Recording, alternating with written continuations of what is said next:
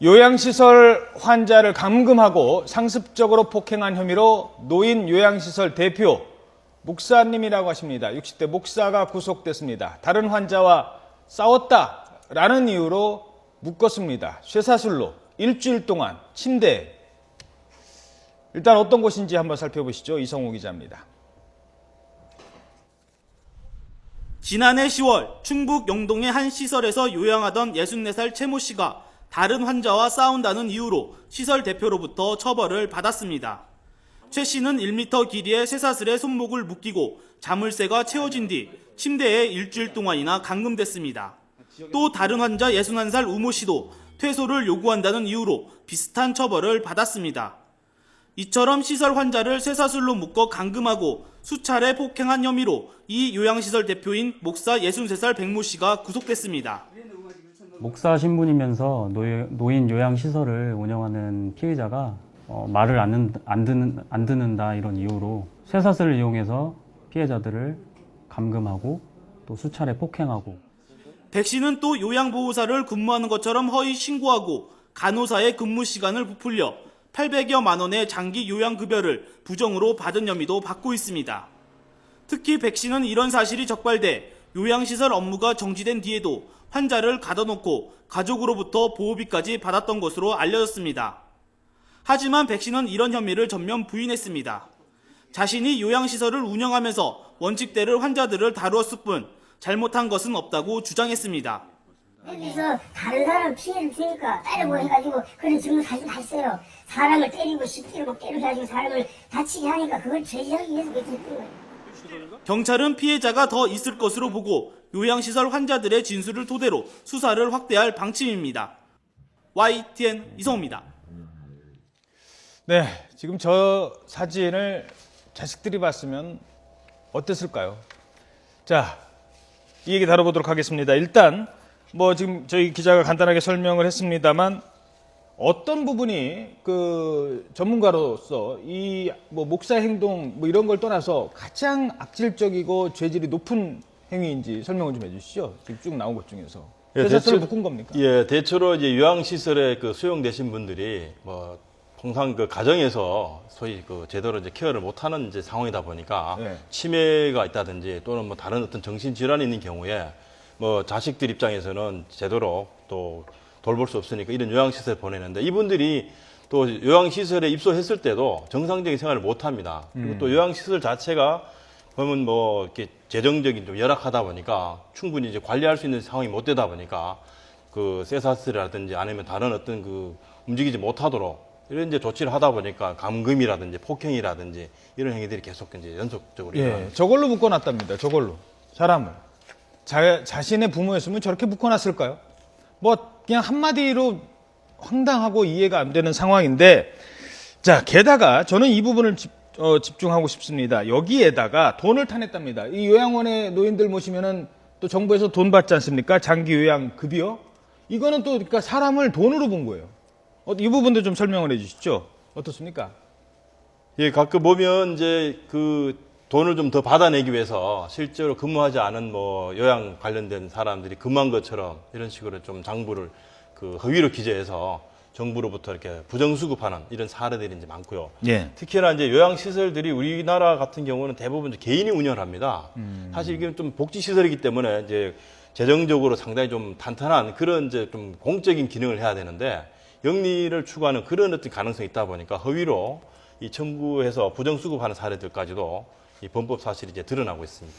자, 박상현 소장님, 과거에도 이런 일이 없었던 게 아니에요. 계속 있는데 이게 왜 그런 겁니까? 왜 요양원에만 보내드리면 자식들 불편하고 힘들게 만들죠? 그러니까 2003년에 10년 전보다 지금 이제 5배 가량 이런 일이 더 많이 일어나고 있다고 지금 발표가 되고 있는데요. 예. 일단 여러 가지 원인으로 볼 수 있을 것 같습니다. 일단은 개인적으로는 힘없고 병들고 말을 할 수 없는 노인들이 이런 학대를 받아도 얘기를 하지 못하고 가족들도 이제 설마 이렇게까지 당하고 있다는 걸 파악을 못하는 거죠.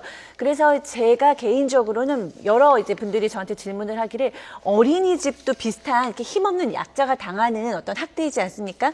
언제쯤 아이를 보내면 될까요? 라고 얘기할 때 제가 아이들이 얘기를 하고 할 수 있을 때 보내세요라고 어허. 얘기를 해요. 그러니까 표현을 내가 당한 것을 표현을 할 수 있어야 되는데 이 노인들도 치매에 걸렸거나 너무 약하신 노인들도 그렇고 예. 너무 어린 영아들도 그렇고 표현을 할 수 없으면 알 수가 없다는 거죠. 그래서 이런 경우에는 이 양육자나 보호자들이 꼼꼼하게 몸 같은 데를 좀 보셔야 돼요.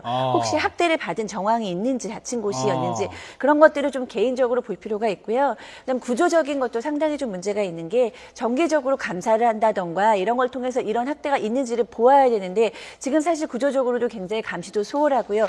또 걸렸다고 해도 처벌도 굉장히 약한 솜방망이 처벌이 있다 보니까 이런 것들에 대해서 다시 또 무마시키는 일이 반복되고 있는 듯합니다. 노인 입장에서도 어르신들 입장에서도 자식들이 뭐 일주일에 한 번 많아야 그것도 한 달에 한두 번 찾아오는데 그때 아유 내가 맞았어라고 얘기하기 자체가 힘들고 그렇죠. 또 그 얘기 한다고 한들 내가 뭐 대충 참으면 되지 왜 우리 아들 우리 딸 힘들게 만들어라는 심정이 드는 거 아니에요? 그러니까 이제 말을 할 수 없는 노인들은 말을 없어서 문제고 하실 수 있는 노인들도 굳이 나의 고통에 대해서 자식들에게 얘기를 함으로써 분란을 일으키고 싶으시지 않아 하시는데 사실 요즘은 이제 고령화 사회로 가다 보니까 노인 보호시설을 안 가실 수는 없는데 제가 추천하는 거는 가까운 곳에 그리고 안전한지를 체크해 보시고 계속해서 안전한 곳, 그러니까 가깝고 좋은 곳에 가셔야 되고 노인들께서도 이거를 당했을 때 얼마든지 이 얘기를 함으로써 도움을 받을 수 있다라는 인식을 가지셔야 되는데 자식들 괴롭히기 싫고 또 이제 이 나이에 분란을 일으키기 싫으니까 그냥 당하시는 경우가 많아요.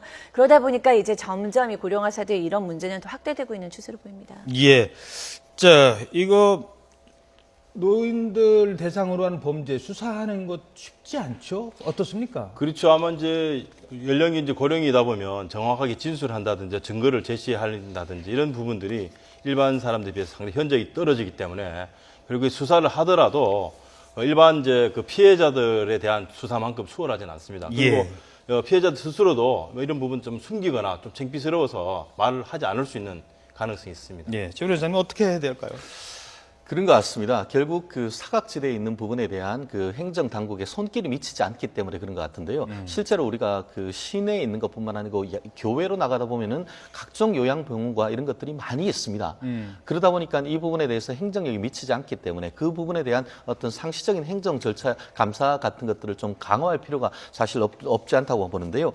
그리고 그런 것 같습니다. 특히 이 부분 같은 경우에는 최근에 장기 요양보험과 관련되는 급여 같은 것들이 굉장히 국가에서 지원이 많이 됩니다. 예, 결국 그런 철저하게 부분이 따져야 돼요, 이런 그거. 부분에 해서 보면은 뭐 제재를 받았음에도 불구하고 어떤 식으로 해서 계속 받아오는 그런 부분에 대해서도 하나만- 명확한 어떤 규제가 필요할 것 같습니다. 예, 박 수장님께 질문 드릴까요? 이게 정부에서 돈을 받는 겁니다. 그러다 보니까 내가 그 어르신들을 잘 모셔서 우리 요양원에 사람 많이 모이게 하고 불편함이 없도록 잘 모신다면 우리 요양원이 잘 될 거예요. 근데 여기는 정부에서 돈 받아요. 일부는.